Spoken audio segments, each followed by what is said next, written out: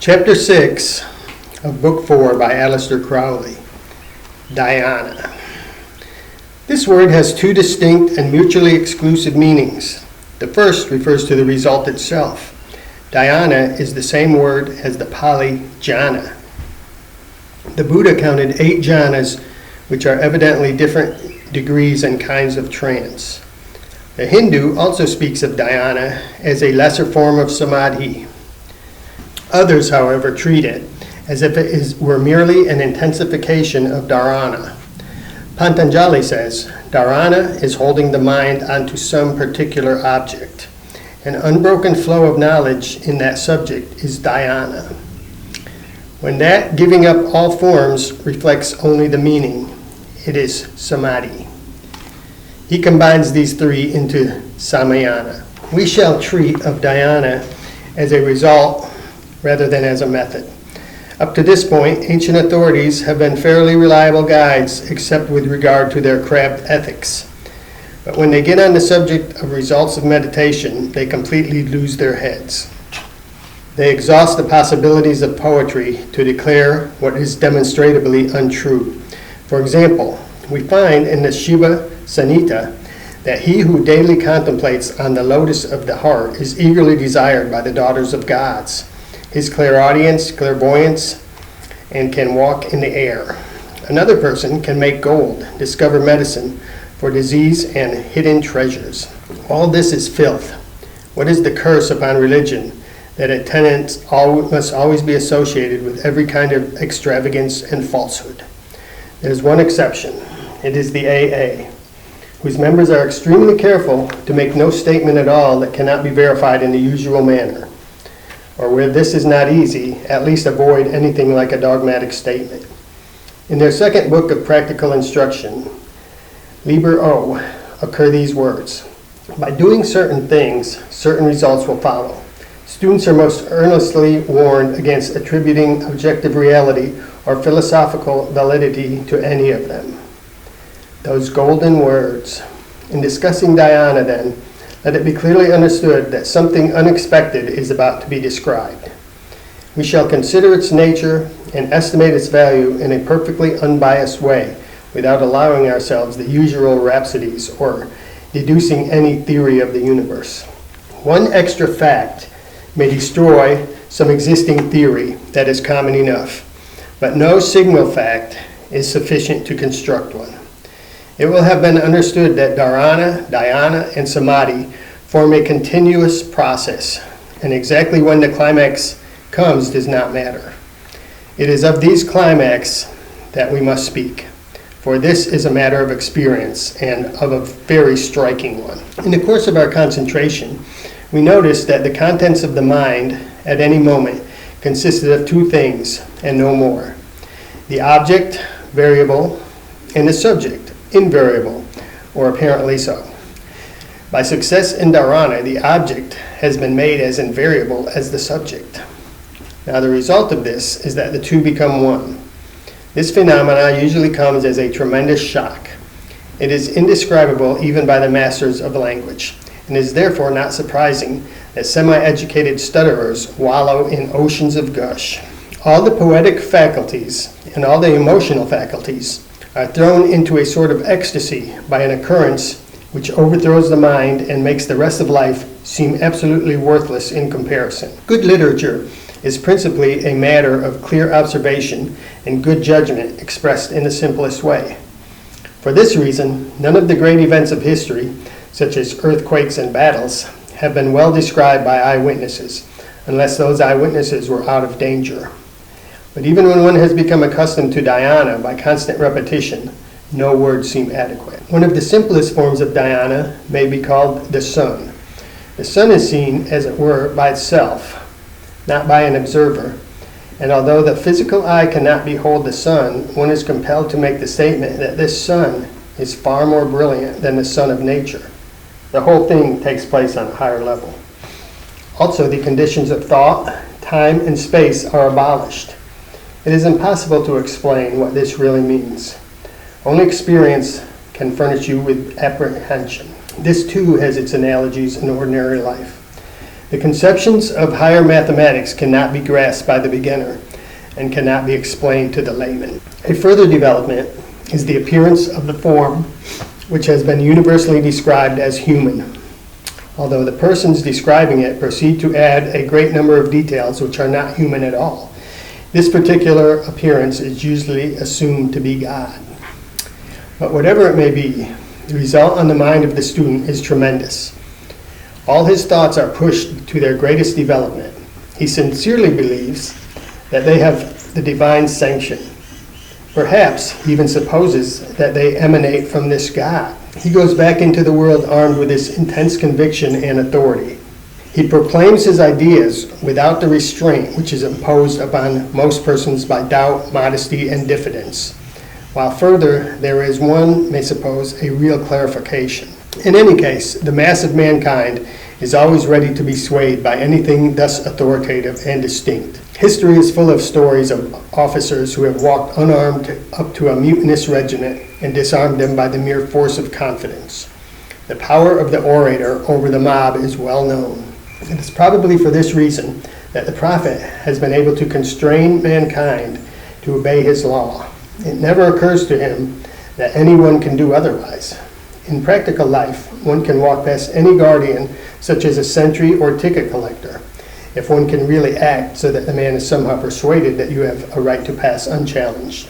This power, by the way, is something that has been described by magicians as the power of invisibility. Somebody or other has an excellent story of 4 quite reliable men who were on the lookout for a murderer. They had instructions to let no one pass, and who all swore subsequently in the presence of the dead body that no one had passed. None of them had seen the postman. The thieves who stole the Gioconda from the Louvre were probably disguised as workmen and stole the picture under the very eye of the guardian. Very likely got him to help them. It is only necessary to believe that a thing must be to bring it about. The belief must not be an emotional or intellectual one. It resides in a deeper portion of the mind, yet a portion not so deep, but that most men, probably all successful men, will understand these words, having experience of their own with which they can compare it. The most important factor in Dhyana is, however, the annihilation of the ego. Our conception of the universe must be completely overturned if we are to admit this as valid. And it is time that we consider what is really happening. It will be conceded that we have given a very rational explanation of the greatness of great men. They have had an experience so overwhelming, so out of proportion to the rest of things, that they were freed from all the petty hindrances which prevent the normal man from carrying out his projects. Worrying about clothes, food, money, what people may think, how and why, and above all, the fear of consequences clog nearly everyone. Nothing is easier, theoretically, than for an anarchist to kill a king. He has only to buy a rifle, make himself a first-class shot, and shoot the king from a quarter-mile away. And yet, although there are plenty of anarchists, outrages are very few. At the same time, the police would probably be the first to admit that if any man were really tired of life in his deepest being, a state very different from that in which a man goes about saying he is tired of life, he could manage somehow or other to kill someone first. Now, the man who has experienced any of the more intense forms of Dhyana is thus liberated. The universe is thus destroyed for him, and he for it. His will can therefore go on its way unhampered. One may imagine that in the case of Muhammad, he had cherished for years a tremendous ambition and never done anything because those qualities, which were subsequently manifested as statesmanship, warned him that he was impotent. His vision in the cave gave him that confidence which was required, the faith that moves mountains. There are a lot of solid-seeming things in the world which a child could push over, but not one has the courage to push. Let us accept provisionally this explanation of greatness and pass it by. Ambition has led us to this point, but we are now interested in the work for its own sake. A most astounding phenomena has happened to us. We have had an experience which makes love, fame, rank, ambition, wealth look like 30 cents, and we begin to wonder passionately, what is truth? The universe has tumbled about our ears like a house of cards, and we have tumbled too. Yet this ruin is like the opening of the gates of heaven. There's a tremendous problem and there is something within us which ravines for its solution. Let us see what explanations we can find. The first suggestion, which would enter a well-balanced mind, versed in the study of nature, is that we have experienced a mental catastrophe. Just as a blow to the head will make a man see stars, so one might suppose that the terrific mental strain of Dhyana has somehow overexcited the brain and caused a spasm, or perhaps even the breaking of a small vessel. There seems no reason to reject this explanation altogether, though it would be quite absurd to suppose that to accept it would be to condemn the practice. Spasm is a normal function of at least one of the organs of the body.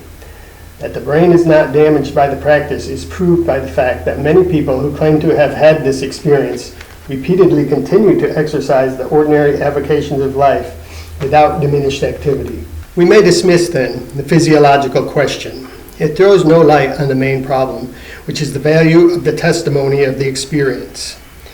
Now, this is a very difficult question and raises the much larger question as to the value of any testimony. Every possible thought has been doubted at some time or another, except a thought which can only be expressed by a note of interrogation, since to doubt that thought asserts itself. For a full discussion, see The Soldier and the Hunchback in Equinox 1. But apart from this deep-seated philosophical doubt, there is the practical doubt of every day. The popular phrase, to doubt the evidence of one's senses, shows us that evidence is normally accepted, but a man of science does nothing of the sort. He is so well aware that his senses constantly deceive him that he invents elaborate instruments to correct them. And he is further aware that the universe, which he can directly perceive through sense, is the minutest fraction of the universe, which is known indirectly. For examples, 4/5 of the air is composed of nitrogen. If anyone were to bring a bottle of nitrogen into this room, it would be exceedingly difficult to say what it was. Nearly all the tests that one could apply to it would be negative. His senses tell him little or nothing. Argon was only discovered at all by the comparing the weight of chemically pure nitrogen with that of the nitrogen of the air. This had often been done, but no one had sufficiently fine instruments even to perceive the discrepancy. To take another example, a famous man of science asserted not so long ago that science could never discover the chemical composition of the fixed stars, yet this has been done, and with certainty. If you were to ask your man of science for his theory of the real, he would tell you that the ether, which cannot be perceived in any way by any of the senses, or detected by any instruments, and which possesses qualities which are, to use ordinary language, impossible, is very much more real than the chair he is sitting on. The chair is only one fact, and its existence is testified by one very fallible person. The ether is the necessary deduction from millions of facts, which have been verified again and again and checked by every possible test of truth. There is therefore no a priori reason for rejecting anything on the ground that it is not directly perceived by the senses. To turn to another point, one of our tests of truth is the vividness of the impression. An isolated event in the past of no great importance may be forgotten. And if it be in some way recalled, one may find oneself asking, did I dream that, or did it really happen? What can never be forgotten is the catastrophic. The first death among the people that one loves, for example, would never be forgotten. For the first time, one would realize that one had previously merely known. Such an experience sometimes drives people insane. Men of science have been known to commit suicide when their pet theory has been shattered. This problem has been discussed freely in Science and Buddhism, Time, The Camel, and other papers. This much only need we say in this place, that Dhyana has to be classed as the most vivid and catastrophic of all experiences. This will be confirmed by anyone who has been there. It is then difficult to overrate the value that such an experience has for the individual, especially as it is his entire conception of things, including his most deep-seated conception, the standard to which he has always referred everything, his own self, that is overthrown. And when we try to explain it away as hallucination, temporary suspension of the faculties, or something similar, we find ourselves unable to do so. You cannot argue with a flash of lightning that has knocked you down. Any mere theory is easy to upset. One can find flaws in the reasoning process. One can assume that the premises are in some way false. But in this case, if one attacks the evidence for Dhyana, the mind is staggered by the fact that all other experience attacked on the same lines will fall much more easily. In whatever way we examine it, the result will always be the same. Dhyana may be false, but if so, so is everything else. Now the mind refuses to rest in a belief of the unreality of its own experiences. It may not be what it seems, but it must be something. And if on the whole, ordinary life is something, how much more must that be by those whose light ordinary life seems nothing? The ordinary man sees the falsity and the disconnectedness and purposelessness of dreams. He ascribes them rightly to a disordered mind. The philosopher looks upon waking life with similar contempt, and the person who has experienced Dhyana takes the same view, but not by the mere pale intellectual conviction.